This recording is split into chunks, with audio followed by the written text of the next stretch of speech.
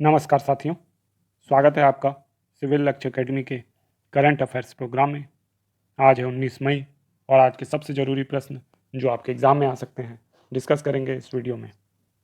पहला क्वेश्चन है, Zhurong rover किस देश का है? अमेरिका, जापान, दक्षिण कोरिया या चीन? तो जुरोंग रोवर है ऑप्शन डी, चीन का। ठीक है, तो जुरोंग रोवर कहाँ पे उतरा है? तो ये मार्स में उतरा है। ठीक है, और मार्स के बारे में हम पढ़ चुके हैं, ये लाल ग्रह है। ठीक है, और पृथ्वी के बाद है इसका नंबर, यानी सौरमंडल का चौथा ग्रह है। और इसके बारे में जितनी भी जानकारी आपको चाहिए तो उसके लिए एक मार्स क्विक करके एक वीडियो बना है जिसमें मार्स के बारे में डिटेल से बताया गया है। उस वीडियो को आप जरूर देख लीजिएगा। साथ ही साथ सौरमंडल का भी वीडियो अलग से बनाया गया है, पृथ्वी और चंद्रमा का वीडियो भी है। ठीक है, ये तीनों वीडियो आप देख सकते हैं। इसमें जो जानकारी है वो नासा से ली गई है ना, नासा की साइट से। तो आपको काफ़ी कुछ इसमें जानने को मिलेगा। ठीक है, तो बिल्कुल आप इस वीडियो को ज़रूर विजिट करें। नेक्स्ट क्वेश्चन है, 2020 की मिस यूनिवर्स कौन बनी है? एंड्रिया मेज, एडलिन क्रिस्टियानो, जोजिबिनी टिंजी, इनमें से कोई नहीं।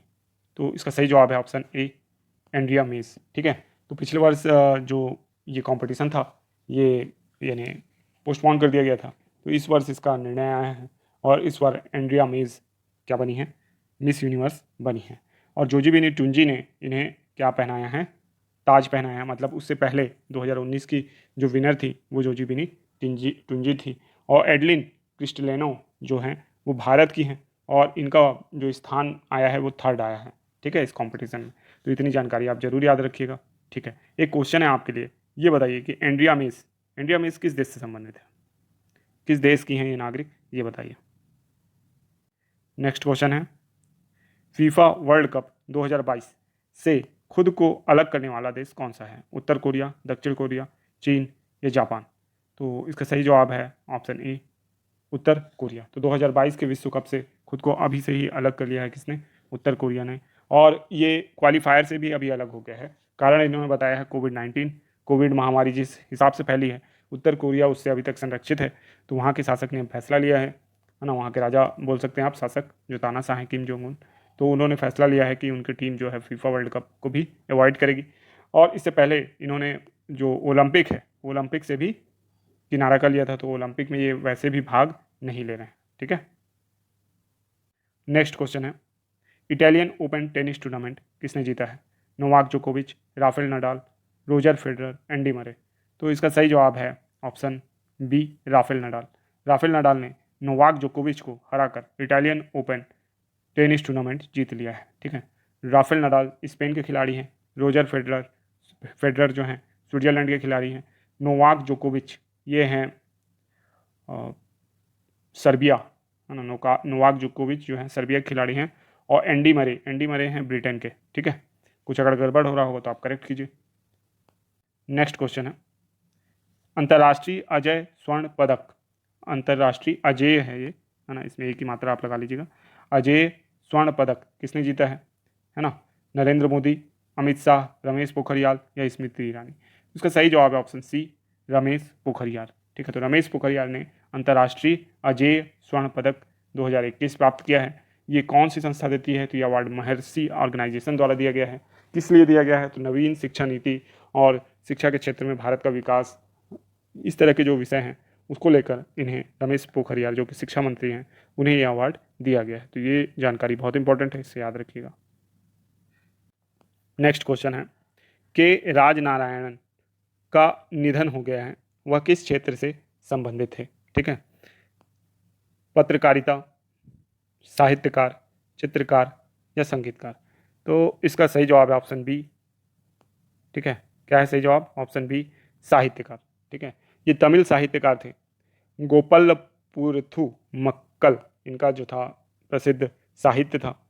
इन्होंने बहुत से राष्ट्रीय अवार्ड जीते हैं। ठीक है, साहित्य अकादमी पुरस्कार इन्होंने जीता है। ठीक है, तो बहुत बड़े साहित्यकार थे ये तमिल साइड के, है ना, तो इसको याद रखना है। नेक्स्ट क्वेश्चन है, सिमोर्ग सुपर कंप्यूटर किस देश का है? इराक, ईरान, इजराइल या संयुक्त अरब अमीरात? तो अगर आप सोच रहे हैं कि इसका जवाब इजराइल है तो आप बिल्कुल गलत सोच रहे हैं। इसका जवाब है ऑप्शन बी, ईरान। ठीक है, तो सिमोर्ग सुपर कंप्यूटर जो है ये ईरान ने तैयार किया है। ये उनका घरेलू सुपर कंप्यूटर है ना, 5 पेटाफ्लॉप इसकी अभी स्पीड है, जो कि 2 पेटाफ्लॉप तक पहुंच जाएगी 2 महीने में, ऐसा इनका दावा है। ठीक है, तो ये किस काम आएगा, तो वहाँ के जो मौसम विज्ञान और विभिन्न गतिविधियाँ हैं, है ना, रिसर्च एंड डेवलपमेंट से संबंधित, उसमें काम आएगा। ठीक है, तो अभी गैस पाइपलाइन का जो समझौता था ईरान के साथ भारत का, उसको भी इसने रद्द कर दिया है। आपको बता दें, इसराइल और जो हमास के बीच में युद्ध चल रहा है गाजा पट्टी में, उसमें ईरान जो है वो मिसाइल प्रोवाइड करता है किसको, हमास को। जो मिसाइल वो इसराइल पे दाग रहा है हमास, वो सब कुछ कौन प्रोवाइड करता है, ईरान प्रोवाइड करता है। कारण क्या है कि जो जो हमास संगठन है वो शिया मुस्लिमों का संगठन है ना, तो उस कारण से ये जो देश है उसको समर्थन करता है। साथ ही साथ अब फिलिस्तीनियों के साथ भी पूर्णतः न्याय तो हो नहीं पाया है ना, तो इस कारण भी ये चर्चा में बने रहते हैं। नेक्स्ट क्वेश्चन है, कोरोना मुक्त पिंड अभियान चलाया जा रहा है हरियाणा, पंजाब, दिल्ली या उत्तर प्रदेश, बताइए कहाँ चलाया जा रहा है। तो इसका सही जवाब है ऑप्शन बी, पंजाब। ठीक है, तो पंजाबी में मेरे ख्याल से पिंड जो है वो गांव को ही बोला जाता है, तो गांव में कोरोना मुक्त अभियान चलाया जा रहा है। ठीक है, कारण ये है कि पंजाब के गांवों में क्या फैल गया है, कोरोना फैल गया है, जैसे हमारे यहाँ छत्तीसगढ़ में फैल गया वैसे वहाँ भी फैल गया है, तो सब इस समस्या से जूझ रहे हैं।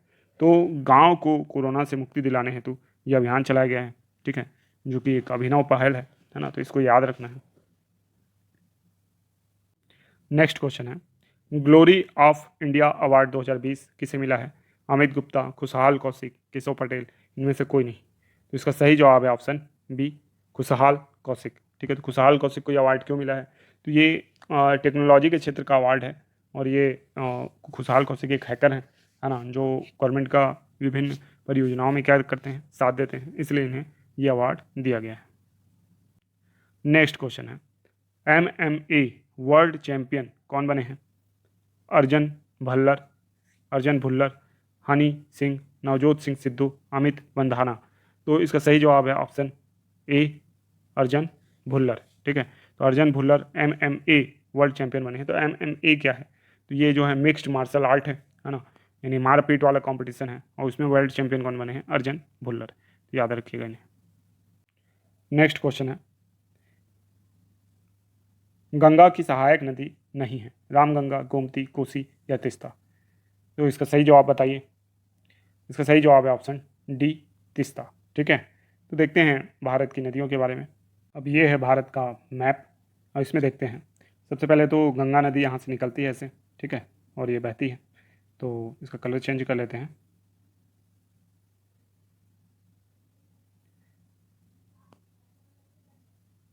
देखते हैं, गंगा ये ऐसे इस टाइप के से बहती है। ठीक है, तो उत्तर से मिलने वाली जो नदियाँ यहाँ से ऐसे मिलती हैं, ये क्या कहलाती हैं, गंगा की सहायक नदियाँ जो उत्तर से मिल रही हैं। ठीक है, तो मान लीजिए कि यहाँ पे ब्लैंक ऊपर मैं बना रहा हूँ, ये गंगा नदी है, ऐसे बह रही है। ठीक है, ये गंगा नदी है। अब यहाँ पे सबसे पहले जो नदी आके मिलती है, इसका नाम है रामगंगा, उसके बाद गोमती, फिर उसके बाद घाघरा, उसके बाद गंडक, उसके बाद बागमती, और उसके बाद कोसी। ठीक है, तो उत्तर से मिलने वाली कुल कितनी नदियाँ हो गई, 6 नदियाँ हो गई, जिनको आपको याद रखना है। कौन कौन सी हो गई, तो सबसे पहले हो गई रामगंगा। ठीक है, सबसे पहले कौन सी हो गई, रामगंगा, फिर गोमती, फिर घाघरा, फिर गंडक, फिर बागमती, और उसके बाद कोसी। ठीक है, तो ये 6 नदियाँ हैं जो किसमें मिलती हैं, गंगा में मिलती हैं। अब उत्तर से मिलने वाली ही नदियों का नाम उसमें दिया हुआ है ऑप्शन में। ठीक है, जिसमें तीस्ता का नाम नहीं है ना, तीस्ता जो है वो ब्रह्मपुत्र की सहायक नदी है, इसलिए नहीं दिया हुआ है। और देखिए नीचे से कौन सी नदी मिलती है, तो सबसे पहले तो इधर से ऐसे आती है यमुना। ठीक है, फिर यमुना के बाद यहाँ पे आती है आपका एक कह सकते हैं सोन नदी है। ठीक है, ये तो चंबल नदी है, तो चंबल यमुना मिल जाती है, और दूसरी जो मिलती है वो सोन नदी है। ठीक है, तो ये नदियाँ जो हैं ये किस में मिलती हैं, आपके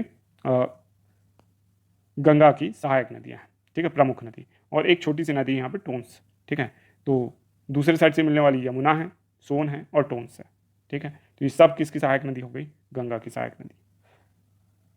ठीक है, अब बात हो रही है गंगा नदी की, तो गंगा नदी का उद्गम स्थान क्या कहलाता है, उद्गम कहलाता है आपका, क्या कहलाता है, उद्गम कहलाता है गंगोत्री ग्लेशियर का गोमुख नामक स्थान। ठीक है, वहाँ से मुख्य रूप से भागीरथी नदी निकलती है। ठीक है, जो कि जो कालांतर में किससे मिल जाती है, मंदाकिनी से, और फिर ये क्या बन जाती है, आपका गंगा बन जाती है। ठीक है, तो देवप्रयाग में ये नदी मिलती है। ठीक है, याद रहेगा इतना। फिर इसके बाद गंगा की लंबाई जो है वो 2525 किलोमीटर है ना, 2510 भी दिया रहता है कई जगह पे, तो ये याद रखिएगा गंगा की कुल लंबाई। गंगा और ब्रह्मपुत्र आपस में मिल जाती हैं और फिर क्या बनाती हैं, सुंदरवन का डेल्टा बनाती हैं, जो विश्व का सबसे बड़ा डेल्टा है। और ये डेल्टा वो कहाँ पर बनाती हैं, तो ये बनाती हैं आपका जो आपका बांग्लादेश है और पश्चिम बंगाल वहाँ पर, ठीक है। तो यहाँ मैप में आप देख सकते हैं कि ये यहाँ से गंगा नदी ऐसे आती है और ये इधर आ जाती है, और इस साइड से ये तिब्बत के पठार से होते हुए कौन सी आती है, सोन नदी, और ऐसे सोन बोल रहा हूँ, ब्रह्मपुत्र नदी, और ये दोनों आपस में मिल जाती हैं और यहाँ पे विभिन्न ब्रांचेस में बढ़ जाती हैं। एक ब्रांच यहाँ से ऐसे है उगली, ठीक है। और ये यहाँ पे जो डेल्टा बनता है इसी को क्या बोला जाता है, सुंदरवन का डेल्टा, जो विश्व का सबसे तेजी से बढ़ता डेल्टा और सबसे बड़ा डेल्टा है, ठीक है। तो ये जानकारी भी आप गंगा नदी से याद रखिएगा। नेक्स्ट क्वेश्चन है, सिंधु नदी जल समझौता किस वर्ष हुआ था। देखिए, सिंधु नदी जल समझौता जो है वो भारत और पाकिस्तान के मध्य हुआ था और ये हुआ था 1960। इसके तहत 20% जल कौन उपयोग करेगा, भारत, और बाकी से 80% कौन उपयोग करेगा, पाकिस्तान, ठीक है। अब जो सिंधु नदी का जल है वो 20% कौन यूज़ करेगा, भारत, और बाकी 80% पाकिस्तान, ठीक है। और ऊपर की 3 नदियाँ जो है सिंधु, झेलम और चिनाब, इसका जल उपयोग कौन करेगा, पाकिस्तान करेगा, है ना। और बाकी जो रावी, व्यास और सतलज जो है इसका जल का उपयोग करेगा, ज़्यादा जल का उपयोग कौन करेगा, भारत करेगा। तो इस समझौते को याद रखिएगा, 1960 में हुआ था सिंधु नदी जल समझौता, ठीक है। और सिंधु और उसकी सहायक नदियों में अगर देखा जाए तो सिंधु, फिर उसके बाद झेलम, फिर चिनाब, फिर रावी, फिर व्यास और सतलज, इतनी नदियों को कम से कम आपको याद रखना है। नेक्स्ट क्वेश्चन है, माजुली द्वीप किस नदी पर है, ब्रह्मपुत्र, गंगा, गोदावरी या कावेरी। तो इसका सही जवाब है ऑप्शन ए, ब्रह्मपुत्र नदी पे, ठीक है। तो माजुली द्वीप कहाँ स्थित है, ब्रह्मपुत्र नदी पर स्थित है, ठीक है। अब ब्रह्मपुत्र नदी अभी हम लोगों ने देखा था कि ये तिब्बत के पठार से निकलती है। तिब्बत के पठार में कौन सी झील से निकलती है, तो मानसरोवर झील के पास से निकलती है, ये याद रखना है। इसकी लंबाई कितनी है, तो इसकी लंबाई लगभग 2880 किलोमीटर है, ठीक है। सिंधु नदी की लंबाई कितनी है, तो 2900 किलोमीटर मानी जाती है, और 2880 किलोमीटर ब्रह्मपुत्र नदी है, ठीक है। तो इसको भी याद रखना है। और जो ब्रह्मपुत्र नदी है जब भारत में प्रवेश करती है तो दिहांग नाम से प्रवेश करती है। इसकी जो सहायक नदियां हैं मानस है, तिस्ता है, दिबांग नदी है, ठीक है। तो ये सब किसकी सहायक नदियां हैं, ब्रह्मपुत्र की सहायक नदियां हैं, ठीक है। ब्रह्मपुत्र में भारी बाढ़ आती है, ये भी याद रखिएगा, असम में बाढ़ का कारण है ये नदी, ठीक है। तो इतनी जानकारी आप ब्रह्मपुत्र नदी से याद रखिएगा। नेक्स्ट क्वेश्चन है, हथनी कुंड बैराज किस नदी पे है, सॉरी, हथनी कुंड बैराज किस नदी पर स्थित है। तो हथनी कुंड बैराज जो है वो आपका चंबल यमुना नदी पर स्थित है, तो इसको याद रखिएगा। यमुना नदी पे कौन सा बैराज स्थित है, तो हथनी कुंड बैराज स्थित है, ठीक है। और ये आज के दिन का अंतिम क्वेश्चन है, ये आप देख चुके हैं अभी स्क्रीन में, बाई मिस्टेक टेक्निकल फॉल्ट हो गया था, है ना। चंबल किसकी सहायक नदी है, तो चंबल भी सहायक नदी है आपका यमुना नदी की, ठीक है। तो अगर यमुना नदी को देखें, एक बार देखते हैं यमुना नदी पर, तो यहाँ हम मैप में अब यमुना नदी को देखना चाह रहे हैं। सबसे पहले तो ये गंगा नदी है, ठीक है, और इसके जस्ट बगल से यहाँ से ऐसे उत्तराखंड से ही निकलती है यमुना नदी, और ये यहाँ पे जिस स्थान में मिल रही है, ये बॉक्स जो मैं बना रहा हूँ, ये है आपका इलाहाबाद, या अभी प्रयागराज जिसको बोला जाता है, तो वो है, ठीक है, प्रयागराज, ठीक है। और ये जो स्थान है यहाँ पे, ठीक है, ये कौन सा स्थान है, ये बंदरपूछ है जो कि यमुनोत्री ग्लेशियर में, ठीक है। और ये आगे किस में मिल रही है, आपकी गंगा नदी में। तो यमुना किसकी सहायक नदी है, गंगा की सहायक नदी है, ठीक है। तो इतना आपको याद रखना है। और हथनी कुंड बैराज भी यमुना नदी पर है, और इसके बनने के बाद से इसका जल स्तर काफ़ी घट गया है ना, और इसी कारण से कई बार यमुना गर्मियों में अब सूख जा रही है, ठीक है। तो शुरू करते हैं 11 मई के रिवीजन प्रश्न, ठीक है। जगदीश मुखी किस राज्य के गवर्नर हैं, असम, मेघालय, पश्चिम बंगाल या बिहार। बताइए, जगदीश मुखी किस राज्य के गवर्नर हैं। तो इसका सही जवाब है ऑप्शन ए, असम, ठीक है। नेक्स्ट क्वेश्चन है, इसका उत्तर आप दीजिए। रूपसी एयरपोर्ट किस स्थान में स्थित है, गुवाहाटी, धुबरी, सिलचर या दिसपुर। नेक्स्ट क्वेश्चन है, हाल ही में एम के कौशिक का निधन हो गया, वे किस खेल से संबंधित है, हॉकी, फुटबॉल, क्रिकेट, बैडमिंटन। तो उनका संबंध था ऑप्शन ए, हॉकी से, ठीक है। नेक्स्ट क्वेश्चन है, किमी रीता शेरपा माउंट एवरेस्ट पर कितनी बार चढ़ चुके हैं, 20 बार, 22 बार, 24 बार, 25 बार। बताइए कितनी बार चढ़ चुके हैं। नेक्स्ट क्वेश्चन है, इसका उत्तर तो आप जरूर दे लेंगे।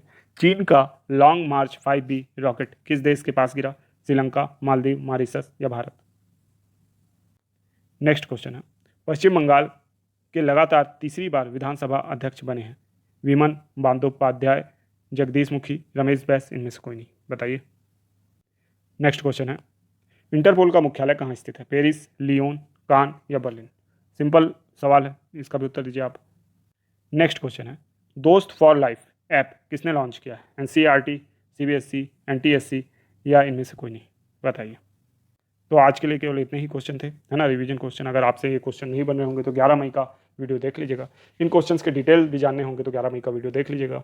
टेलीग्राम ग्रुप ज्वाइन कर लीजिए, प्लेलिस्ट जाकर विजिट कीजिए और रिवीजन कीजिए, ठीक है। जितना ज़्यादा आप रिवीजन करेंगे उसका दुगना आपको रिजल्ट मिलेगा, ठीक है।